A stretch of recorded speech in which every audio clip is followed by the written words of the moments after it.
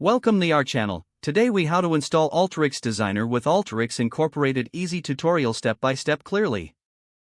Begin by visiting the official Alteryx website at www.alteryx.com. Navigate to the Products section in the top menu. Click on Alteryx Designer from the drop-down options. Select the Download Trail button prominently displayed on the page. You will be prompted to fill out a registration form. Enter your details as required, including your name, email, and company information. After completing the form, click on the Submit button. Check your email for a confirmation message from Alteryx. Follow the link in the email to begin the download process. Once the download is complete, locate the installer file in your Downloads folder. Double-click the installer file to launch the installation wizard. Follow the on-screen instructions to start the installation process.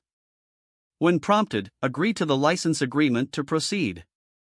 Choose the installation directory or keep the default. Click Install to begin the installation. Wait for the installation to complete. This may take a few minutes. Once the installation is finished, click Finish to exit the wizard. Launch Alteryx Designer by double-clicking the application icon. Enter your license key if you have one, or select the trial option. Complete any additional setup prompts as necessary. Now you are ready to start using Alteryx Designer for your data analytics projects. If the page does not load, refresh the browser or try again in a private or incognito window. Make sure you are using the correct email address, then retype it carefully to avoid small typos.